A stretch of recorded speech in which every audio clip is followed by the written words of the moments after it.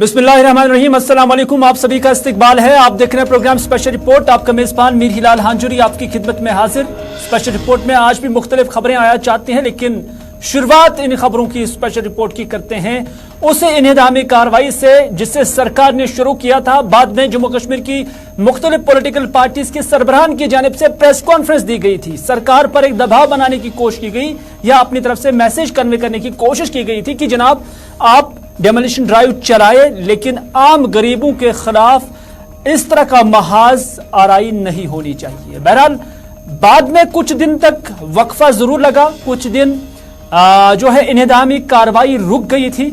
ऐसा लग रहा था कि शायद प्रेस कॉन्फ्रेंसेस का असर है, लेकिन बाद में कल से ही हमने देखा कि अब एक बार फिर से यह इन्हिदामी कार्रवाई शुरू हो गई है। एंटी एनक्रोचमेंट ड्राइव जिससे सरकार कहती है, और सरकार कहती है कि सरकारी जमीन है, सरकारी अराजी है, उस पर लोगों ने कब्जा किया है और इससे 100% छुड़ाना है। दूसरे सुर में सरकार यह भी कहते हैं कि गरीबों को छेड़ना नहीं है, और जो लैंड ग्रैबर्स हैं, या सरकार के कहने का मतलब यह है कि जो बड़े मगरमच्छ है, जो उनकी जुबान में कि बड़े मगरमच्छ, उनको छोड़ा नहीं जाएगा। तो कुल मिलाकर ये ड्राइव जो है फिर से शुरू हुई है, और कुछ एक चीजें या कुछ एक तब्दीलियां जो है वो जरूर नजर आ रही हैं कि पहले डिमोलिश किया जाता था, अब सील हो रही है। आखिर ये मामला क्या है, ये जानने की हम कोशिश भी करेंगे। लेकिन इल्तिजा मुफ्ती जो इस वक्त हमारे साथ जुड़ चुकी हैं, उनका खैर मकदम करते हैं, जिनसे हम जानने की कोशिश करेंगे कि पहले लग रहा था कि शायद प्रेस कॉन्फ्रेंसेस का असर है, चाहे महबूबा मुफ्ती ने दिया, उमर अब्दुल्ला साहब ने दिया, सज्जाद गनी लोन ने एक आवाज में बात की थी। ऐसा लग रहा था कि शायद उसका असर है कि कुछ दिन ये इन्हिदामी कार्रवाई ठंडी पड़ गई। लेकिन अब जब फिर से शुरू हो रही है तो आपका इस पर क्या कुछ कहना है? क्या आपको लग रहा है कि वो असर शायद नहीं कर पाया है? ये हम इल्तिजा मुफ्ती से जानने की कोशिश करेंगे। लेकिन बज़ाहिर जिस नवियत से, जिस शिद्दत से लग रहा था कि ये चलाई जाएगी, वैसी अभी नहीं चल रही है। जम्मू सूबे के अंदर खासतौर पर यह डेमोलिशन ड्राइव जो है देखी जा रही है। कल मलिक मार्केट बटिंडी के अंदर जो है कुछ तामीरात को मुनहदिम किया गया है, बाज़ाब्ता बिल्डोजर वहां पर लाया गया था, और आज बानिहाल के अंदर इसी तरह की कार्रवाई हुई है। लेकिन बानिहाल के अंदर यह कहा जा रहा है कि सिलेक्टिव कार्रवाई हुई है, उस पर भी हम पहुंचेंगे। लेकिन हम राब्ता कायम करने की कोशिश करेंगे इल्तिजा मुफ्ती से, जो हमारे साथ बराह रास्त इस प्रोग्राम यानी स्पेशल रिपोर्ट के अंदर जुड़ जाएंगी। लेकिन जब तक जो है इल्तिजा मुफ्ती से हमारा राब्ता हो जाता है, तब तक आपको बताना चाहेंगे, हम आपको लेना चाहेंगे बानिहाल, क्योंकि बानिहाल के अंदर जी बिल्कुल मुझे इशारा मिल रहा है कि इल्तिजा मुफ्ती इस वक्त हमारे साथ जुड़ चुकी है। इल्तिजा, क्या कुछ कहना चाहेंगे? पहले सरकार ने इन्हिदामी कार्रवाई शुरू की, उसके बाद प्रेस कॉन्फ्रेंसेस मुख्तलिफ पॉलिटिकल पार्टीज के हेड्स की जानब से दी गई थी, जिसमें उमर अब्दुल्ला साहब थे, आपकी वालिदा महबूबा मुफ्ती थी, सज्जाद गनी लोन साहब थे, उन्होंने प्रेस कॉन्फ्रेंसेस दी थी, और ऐसा लग रहा था कि शायद असर हो जाएगा। लेकिन कल से हम देख रहे हैं कि फिर से इन्हिदामी कार्रवाई शुरू हो गई। तो क्या समझा जाए कि वो प्रेस कॉन्फ्रेंसेस बेअसर हो रही है? इल्तिजा, क्या आप तक मेरी आवाज आ रही है? आ रही है, थोड़ा सा मतलब जी जानना चाहेंगे कि सरकार की जानिब से जो इन्हिदामी कार्रवाई शुरू की गई थी, और उसके बाद मुख्तलिफ जो लीडरान हैं, चाहे आपकी वालिदा है, चाहे उमर साहब है, चाहे सज्जाद गनी लोन साहब है, उन्होंने प्रेस कॉन्फ्रेंस दी थी, और ऐसा लग रहा था कि शायद असर कर जाएंगी वो बातें। लेकिन वो प्रेस कॉन्फ्रेंसेस भी बेअसर साबित हो रही है, क्योंकि सरकार ने फिर से ये डेमोलिशन ड्राइव जो है वो शुरू की हुई है। जी, आपको अपना सवाल दोहराना पड़ेगा। एक बार फिर से मैं सवाल दोहराऊंगा, क्या आपको लग रहा है कि जो महबूबा मुफ्ती ने प्रेस कॉन्फ्रेंस दी थी, जो उमर साहब ने प्रेस कॉन्फ्रेंस दी थी, जो सज्जाद गनी लोन ने प्रेस कॉन्फ्रेंस दी थी, सरकार से गुजारिश की गई थी कि आप इस इन्हिदामी कार्रवाई को रोको, गरीबों के खिलाफ जो आपने मोर्चा संभाले रखा है उसमें तरमीम लाओ, लेकिन अब लग रहा है कि वो प्रेस कॉन्फ्रेंसेस भी बेअसर सामने हो रही है, साबित हो रही है, क्योंकि सरकार उस पर जो है कोई वेलकम नहीं करती है ऐसी मूव्स का और ऐसी प्रेस कॉन्फ्रेंसेस का? देखिए, प्रेस कॉन्फ्रेंस का तो शायद एक टेम्पररी इफेक्ट हुआ कि 2-3 दिन के लिए डेमोलिशन रोक दी गई। उसके बाद आपने खुद देखा मलिक मार्केट जम्मू में, आज महजूर नगर और बहुत सारे इलाके हैं श्रीनगर में, अनंतनाग में, जहां फिर से डेमोलिशन स्टार्ट की गई। और हिलाल साहब, ये आपको समझना बहुत जरूरी है कि जो बीजेपी के अपने बंदे हैं, जो उनके साथ क्लोज है, उनके पास जाके क्या करते हैं, उनकी शॉप से सील कर देते हैं, शटर डाउन कर देते हैं, बट कोई डेमोलिशन वहां पे नहीं चल रहा है। जो गरीब लोग हैं, जिनके सर पे छत ये चाहते उनको बेघर करना, उनको अपने घुटनों पे लाना, उन्हीं पे ये डेमोलिशन ड्राइव टारगेट की गई है। और आर्टिकल 370 हटाने का सबसे बड़ा मकसद सर यही था कि जम्मू कश्मीर का जो लैंड है वो किसी भी तरीके से जो जीओआई है, सरकार है, मरकजी सरकार है, वो कैसे इस पे अपना मतलब हक जताए और हमारे से छीन के, लोगों से छीन के कैसे वो लैंड ले ले। बिकॉज ये मैं शुरू से कहती आ रही हूँ 3 सालों से, ये पूरा खेल सर डेमोग्राफी का है। वो चाहते हैं कि यहाँ के लोगों को बेघर करके वही ये जो लैंड है बाहर के लोगों को दिया जाए और यहाँ के लोगों की आबादी कम करके ग्रेजुअली यहाँ 2, 3, 4, 5 साल में डेमोग्राफी चेंज करी जाए। और इसमें जो गरीब लोग हैं सर वही पिस रहे हैं।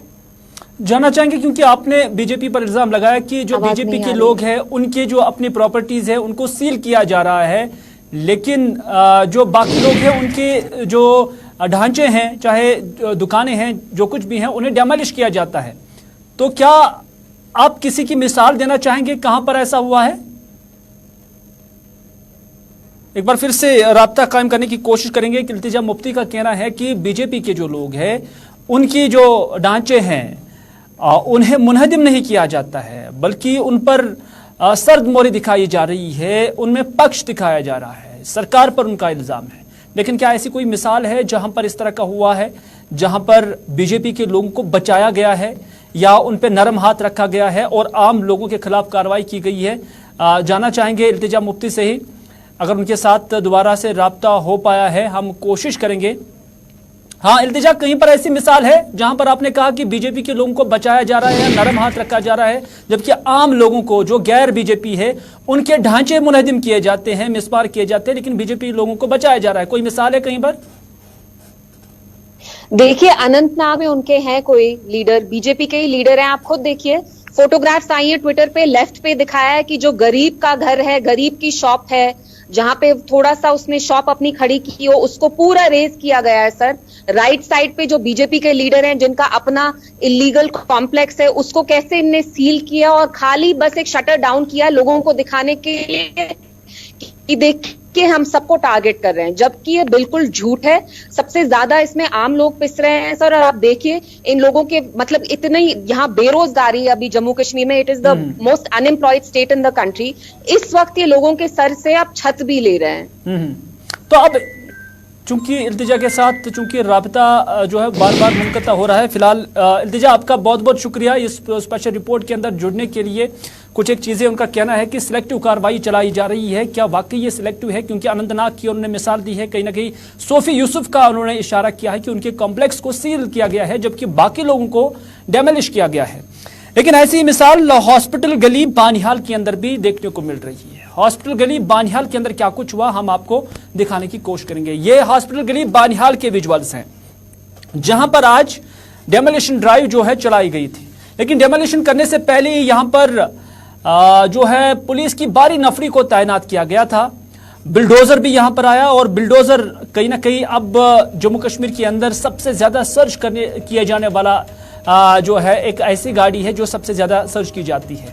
और इस हवाले से यहां तकरीबन 63 दुकानों की निशानदेही की गई थी। समझने और सोचने की बात है, 63 जो शॉप्स है उसकी निशानदेही की गई थी और सरकार की जानब से यह दावा किया गया कि ये सारी जो दुकानें हैं ये सरकारी जमीनों पर तामीर की गई है। बहरहाल यहां जेसीबी लाए गए थे, पुलिस की तैनाती अमल में लाई गई थी, ताहम एक शेड और एक मेडिकल शॉप को सिर्फ मुनहदिम किया गया। बाकी जितनी भी दुकानें हैं उनको सील किया गया। आप देख सकते हैं तस्वीरों में भी इन दुकानों को सील किया जा चुका है और यहां पर बाज़ाब्ता पोस्टर्स चस्पा किए गए हैं कि ये सरकारी गवर्नमेंट प्रॉपर्टी है। अब देखने वाली बात होगी कि इन दुकानों को क्या खुलने की इजाजत होगी। अगर खुलने की इजाजत होगी तो क्या उस सूरत में उन्हें सरकार को ये पैसा देना होगा, म्युनिसिपैलिटी को पैसा देना होगा, ये देखने वाली बात होगी। लेकिन इस सारे प्रोसेस के अंदर जितनी यहां पर डिप्लॉयमेंट आज की गई थी, जितनी यहां पर आज बिल्डोजर जैसे लाया गया था, ऐसे लग रहा था कि सबके सब दुकानों को मुनहदिम किया जाएगा। लेकिन जब ये ड्राइव यहां पर खत्म हुई तो ये ड्राइव एक मेडिकल शॉप और एक शेड को डिमोलिश करने पर ही खत्म हुई। बाद में पता चलता है, क्योंकि लोग कहते हैं कि यह कांग्रेस सदर वकार रसूल वानी के रिश्तेदार का था, यानी जिस ढांचे को मुनहदिम किया गया वो कांग्रेस के जम्मू कश्मीर के सदर वकार रसूल वानी के रिश्तेदार का था, जिसके बाद इस इनेदामी कार्रवाई पर अब सियासी सवालात भी उठने शुरू हो गए हैं। आरिफ वहीद क्या कुछ कहते हैं, जो हमारे नुमाइंदे बानिहाल से हैं, आइए देखते हैं।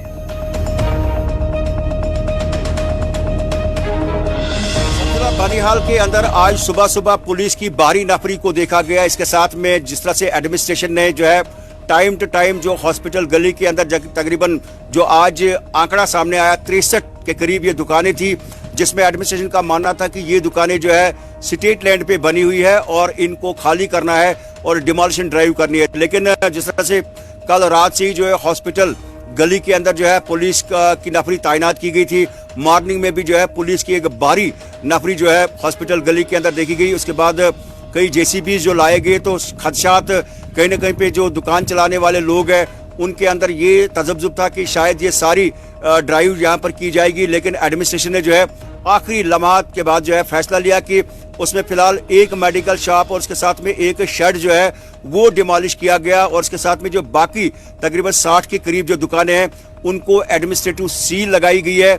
एक पर्ची जो है चस्पान की गई जिसमें ये लिखा गया है कि this is now the state property, मतलब स्टेट की ये प्रॉपर्टी है, सरकार की प्रॉपर्टी है और it has been take over by the municipal committee Baniyal. और एक शेड को डिमोलिश करने के हवाले से जो है कुछ लोग इसको जो है सियासी तौर जो है उस चीज को देख रहे हैं कि जिसमें मैं बताने की कोशिश करूंगा कि ये जो शॉप मेडिकल शॉप जो है डिमोलिश की गई या एक शेड जो है वो कांग्रेस के लीडर विकार रसूल के बिल्कुल चचेरे भाई की वो शॉप है और लोग इसमें तरह तरह की कयासा कर रहे हैं कि 45 या 63 दुकानों में से सिर्फ एक दुकान और एक शेड को जो है डिमोलिश किया गया, जो कि यहाँ पे जो है एजाज अहमद वानी की जो शॉप थी। तो कहीं ना कहीं पे इस पे सवाल है, लेकिन एडमिनिस्ट्रेशन का मानना है कि जो भी ड्राइव की गई वो एज पर लॉ की गई और फिलहाल तकरीबन 60 के करीब जो शॉप्स है उनको एडमिनिस्ट्रेटिव सील लगाई गई।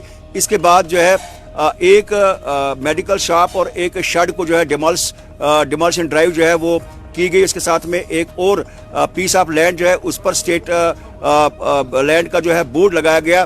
तो ये सूरत हाल जो है बानियाल के अंदर और बानियाल के अंदर जो है इस समय सारे कारोबारी इदारे जो है। अगली खबर में बात करते हैं एकजुट जम्मू की, क्योंकि एकजुट जम्मू एक ऐसी तंजीम है जो कहती है कि जम्मू को कश्मीर से इलाहिदा करो, अलग करो, जम्मू को अलग स्टेट बनाओ, ये उनका मंशूर है। और आज उन्होंने सतवारी से आर्यसपुरा की तरफ मार्च पर निकले हुए थे, जम्मू की आवाम को मोबिलाइज करने की कोशिश कर रहे थे। कहते हैं कि कश्मीर से अलग होना है, कहा एक ऐसा आइडिया है जिसका वक्त आ चुका है और अब कोई भी सरकार रोक नहीं सकती है, ये कामयाब होकर ही रहेगी। ये एडवोकेट अंकुर शर्मा ने कहा है, जो इस तंजीम के हेड हैं, जिसे आप तस्वीरों में भी देख सकते हैं, मफलर लगा के हैं और कहते हैं कि कश्मीर से जम्मू को इलाहिदा करो।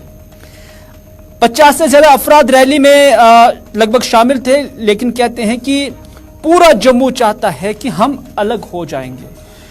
और ये उस वक्त कहा जा रहा है कि जब जम्मू कश्मीर यूटी के अंदर है और उस वक्त जब यूनिटी की बात की जाती है, एक दूसरे को मिलाने की बात आती है, और ये जम्मू को कश्मीर से इलाहिदा करने पर आए हुए हैं और अलग अलग जगहों से इस तरह की रैलीज निकाल रहे हैं। अंकुर शर्मा क्या कुछ कहते हैं, उन्हीं की जुबानी सुनते हैं।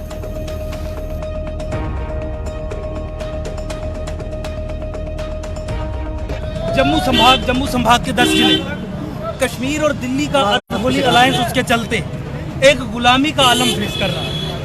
370-35 की एब्रोगेशन के बाद जम्मू संभाग वासियों को यह पता चला, महसूस हुआ, लगा कि शायद सेंटर ऑफ पावर कश्मीर से उठ के जम्मू संभाग में वेस्ट हो जाएगा और जम्मू संभाग के लोगों की, राष्ट्रवादी समाज के लोगों की जो 70 साल की व्यथाएं हैं, पीड़ाएं हैं, उनका अंत हो जाएगा। लेकिन अनफॉर्चुनेटली आपने देखा कि फ्रॉड फर्स्ट 2011 के सेंसस को आधार बना के दिल्ली ने कश्मीरी मुस्लिम एस्टेब्लिशमेंट के साथ मिलकर फिर जम्मू के इंटरेस्ट को बेच दिया और तय कर दिया कि अगले आने वाले 15 सालों तक और जम्मू संभाग कश्मीर का गुलाम ही बना रहेगा।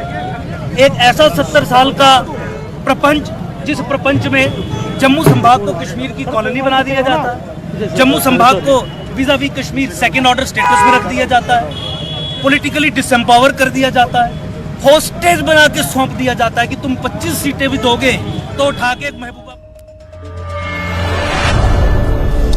चलिए, अंकुर शर्मा हैं, कहते हैं कि जम्मू को कश्मीर का गुलाम बनाया गया है और इसके बावजूद कि 370 की जो एब्रोगेशन हुई है उसके बाद लगता था कि अब इस गुलामी की जंजीरों को शायद जम्मू तोड़ देगा, लेकिन बीजेपी पर उनका यह हमला है कि अब ऐसा भी नहीं हुआ है। बहरहाल ये उनकी सोच है और इनका कहना है, हमने जो खबर है आप तक पहुंचाई है। आम आदमी पार्टी की जानिब से प्रोटेस्ट किए जा रहे हैं, एहतजाज किए जा रहे हैं, बल्कि मुल्क भर में आज एहतजाज किए गए हैं। आम आदमी पार्टी की जानिब से जो ये आज एहतजाज हुए हैं, जम्मू में भी हुए हैं और कश्मीर में भी हुए हैं।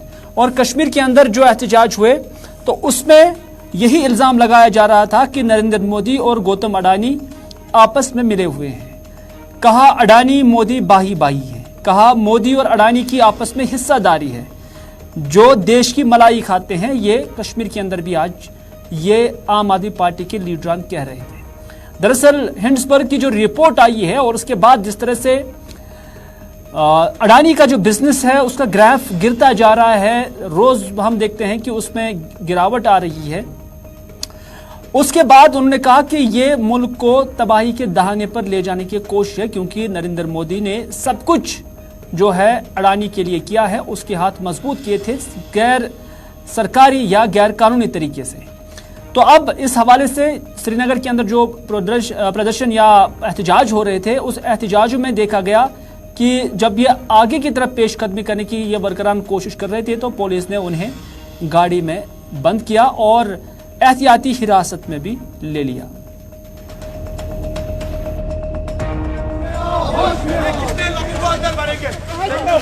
जम्मू कश्मीर के युवा को आप मुझे बताइए, 252 करोड़ जेके बैंक ने भी दिए तो किस बेस पे दिए? जब आपको पता है उनका शेयर डूब रहा है, जब मार्केट डूब रहा है, तो जम्मू कश्मीर का पैसा जम्मू कश्मीर में रहना चाहिए। हिंदुस्तान में अडानी ने सब कुछ बेचा और उसके बाद अब ये गवर्नमेंट इनको फायदा देना चाहती है। क्या ये हमारा हक नहीं है? क्या हम लोगों का हक नहीं है? हम लोग इन्हें ये बताएं कि ये पैसा आखिर जा कहाँ रहा है। अगर संसद में इस चीज की चर्चा हो रही है तो इस चीज पे क्यों नहीं हमें बोलने दिया जा रहा है? अगर हम पीसफुल प्रोटेस्ट करना चाहते हैं रिगार्डिंग दिस, हम सिर्फ मीडिया से ये बात करना चाहते हैं कि आप हमें इतना बताइए, अडानी को सारे ठेके क्यों दिए जाते हैं?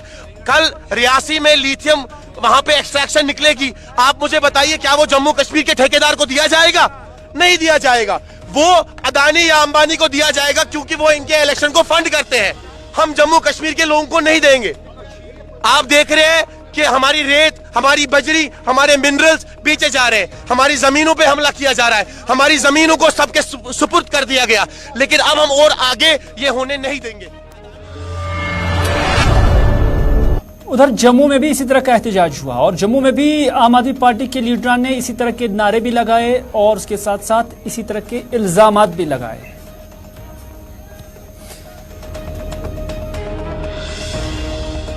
आम आदमी पार्टी ने पूरे देश भर के अंदर जो रोष प्रदर्शन भाजपा कार्यालय के बाहर किया, उसका एकमात्र कारण था कि प्रधानमंत्री जी की जो दोस्ताना रवैया और जो जारी और जनता से गद्दारी, अडानी जी को अपना जार बनाकर जनता से गद्दारी कर रहे हैं, जनता के पैसे को, खून पसीने की कमाई को लूट लूट कर जैसे अपने परम मित्रों को धनी से धनी बनाने का प्रयास करे, जिसके आम आदमी पार्टी निंदा करती है। और पूरे देश के अंदर आज रोष प्रदर्शन करके हमने ये साबित कर दिया भाजपा को कि आपका इस तरह का रवैया अपने मित्रों को मोदी की है हिस्सेदारी, मोदी डानी बाई बाई, देश में उसके खाई मलाई, मोदी डानी बाई बाई, देश में उसके खाई मलाई। मोहम्मद मुजफ्फर शाह जो कि अवामी नेशनल कॉन्फ्रेंस के सीनियर नायब सदर हैं और पीएजीडी के भी रुकन हैं, उन्होंने आज मीडिया के सवालात का जवाब दिया और उन्होंने कहा, सवालात उन्होंने जमहूरियत पर उठाए। उन्होंने मौजूदा जो डेमोलिशन ड्राइव चलाई जा रही है उस पर उन्होंने कहा कि हर जगह बगैर पूछे सरकार के जो रेवेन्यू ऑफिसर्स हैं, म्यूनसिपैलिटीज है, बाकी लोग हैं, एनफोर्समेंट विंग है, वो जा रहे हैं, मीडिया को रिपोर्ट करने भी नहीं दिया जाता है। जम्मू की उन्होंने मलिक मार्केट की मिसाल दी, उन्होंने कहा कि वहां मीडिया को रिपोर्ट करने की इजाजत भी नहीं दी गई है। ये कौन सी जमहूरियत है? ये उन्होंने सवाल उठाया। आप कहते हैं कि यहाँ आज़ादी है, किस तरह की आज़ादी है, कौन सी आज़ादी है? ये मुजफ्फर शाह कहते हैं। साल 2019 के बाद जो भी आप कर रहे हो वो सब गैर कानूनी है। जो लोग ये कार्रवाइयां कर रहे हैं, यहाँ के लोग आपको नहीं बख्शेंगे, ये मुजफ्फर शाह कहते हैं।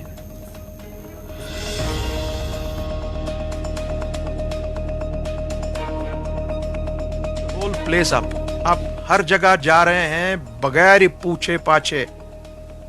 आप प्रेस के लोगों को रिपोर्ट नहीं करने दे रहे हैं। बठिंडी में आपने रिपोर्ट नहीं करने दिया। यह कौन सी डेमोक्रेसी है भाई? आप कह रहे हैं आजादी यहां पर है। कौन सी आजादी है? बात तो करने नहीं देते आप। जमीन के मेरे पीछे लगे हो। सीधी बात है, 5 अगस्त 2019 से जो भी आप यहां पर हुक्म चला रहे हैं वो गैर कानूनी है, गैर आईनी है, क्योंकि matter supreme court of India के सामने पे पड़ा हुआ है। 370 exists today, sir, as it existed in 4th August 2019. ये मत भूलिए आप लोग। और जो लोग, आज मैंने फिर कह रहा हूं, जो लोग ये कार्रवाइयां करवा रहे हैं उनको बख्शा नहीं जाएगा। जम्मू कश्मीर के लोग आपको नहीं बख्शेंगे। आपको कटहरे में खड़ा होना है। आप गिराइए आज किस किस की दीवार गिरा रहे हैं। घास चराई गिरा रहे हो ना। घास चराई कम्युनिटी के लिए होती है। वहां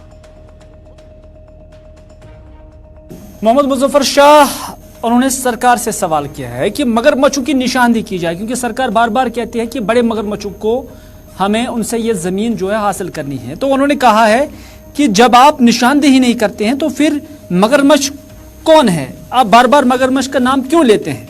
बार बार लैंड माफिया का राग क्यों अलापते हो? अरे गवर्नर साहब, यानी एलजी से मुखातिब हुए, आप उस स्टेट से ताल्लुक रखते हो, यानी यूपी से ताल्लुक रखते हो जहां सच में लैंड माफिया है। जो लोग बिल्डोजर को लेकर आवाम को तंग कर रहे हैं, क्या एलजी ने उनके जाती असासे देखे? यानी जो भी रेवेन्यू ऑफिसर्स हैं, जो भी एनफोर्समेंट विंग्स हैं, उनके असासे क्या सरकार ने देखे हैं? हमारे पास कुछ लोगों के सबूत है, ये मोहम्मद मुजफ्फर शाह ने कहा।